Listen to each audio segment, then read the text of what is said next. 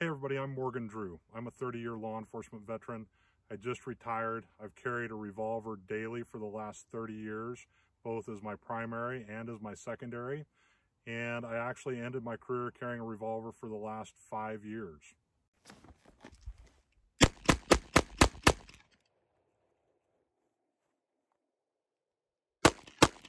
So what makes the revolver relevant in today's world? Well, to us as practicing warriors and tacticians, it's still a tool in common circulation. It's still something that's out there in the world that we need to know how to use. And it has a relatively simple manual of arms to go with it. You open the revolver, load it with cartridges, close it, smooth trigger press to the rear, proper sight alignment, and it sends rounds where they're supposed to be. This is a 1969 Model 10. You watched it being shot. I wouldn't want to be out in front of it. It's still a very relevant tool today, and it's something that we as warriors need to know how to use and how to use properly, because we don't know when we might need to pick one of these up and use it. We don't know when we might be with a friend in a non-permissive environment that hands us a revolver because things have gone sideways and now I need to know how to defend myself with it. So it's a knowledge base that we need to explore and bring back to the forefront so that when we do encounter one of these, we know how to use it.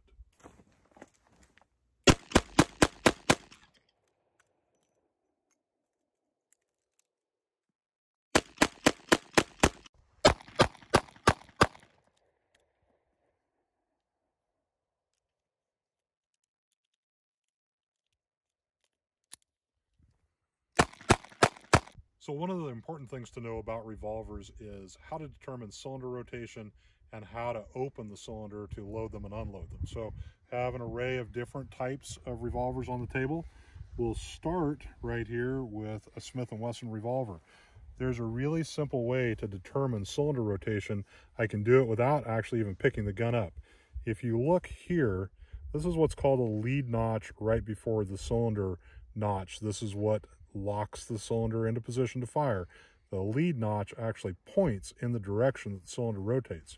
So the cylinder on a Smith & Wesson rotates counterclockwise. Lead notch points counterclockwise. So this is a Ruger revolver, and it's basically the same theory as the Smith. You look at the direction that the lead notches point. So we now know, looking at this revolver, the cylinder rotates counterclockwise.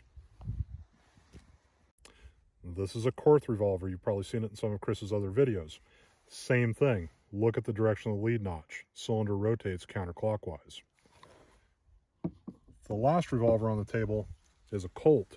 And immediately when you pick it up, you realize the lead notches go exactly the opposite direction.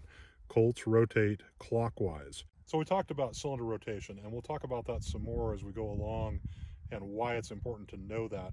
But the other thing that's super important to know about revolvers is actually how to open the cylinder. And they all have their own little nuances. This is a Smith & Wesson revolver. This is the cylinder release. It pushes forward, you push the cylinder out to open it. That's how a Smith & Wesson revolver operates. This is a Ruger revolver, very similar to the Smith. Cylinder rotates in the same direction like we talked about. The cylinder release actually pushes in rather than forward. Push it in, cylinder opens so that you can load it and unload it.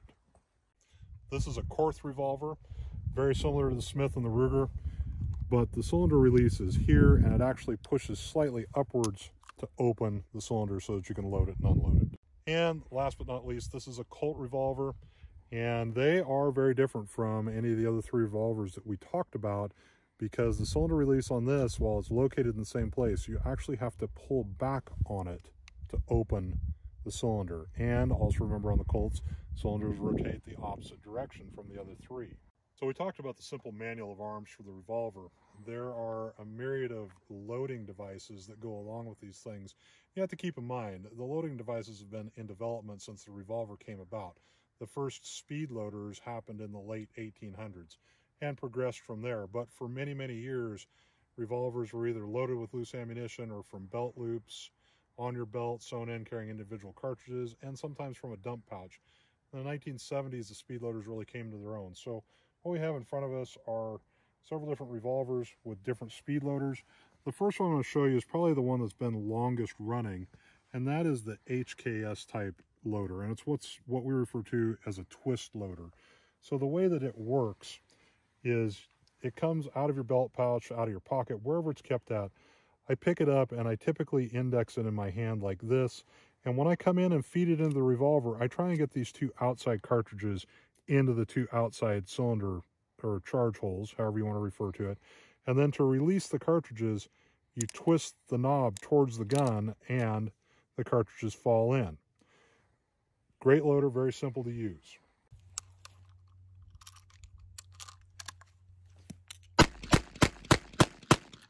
Another really long-running speed loading device for the revolver world is something called the Speed Strip, pioneered by Bianchi back in the day. It holds cartridges in line. Several different ways that you can use something like this. You can put rounds in one at a time and peel them off, like thusly. Rotate the cylinder, put in a round. It really works nice to put in 2 rounds, peel, and then on a 5-shot, your last round, loader goes away, and the gun's good to go again.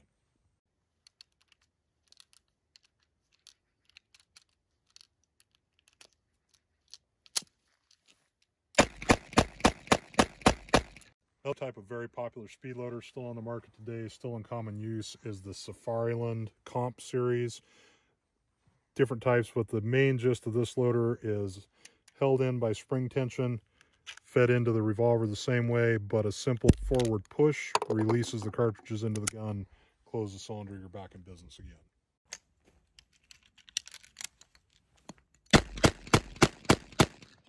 Another super popular way to reload revolvers is with what's called a full moon clip.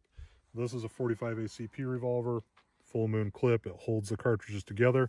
The advantage to this is they go in together, and when you're done and they fire them, they come out together.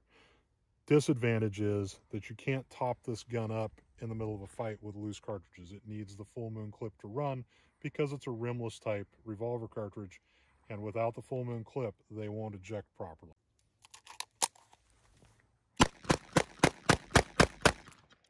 So this is a 327 Smith & Wesson 357 Magnum 8-shot revolver.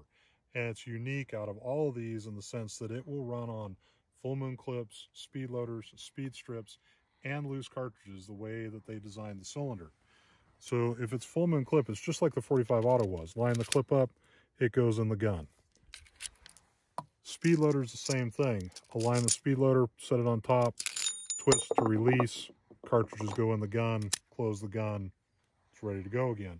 And last but not least, you have to do it more times, but an 8-shot speed strip that works just like the 5-shot with the 2-inch 38 that we showed you.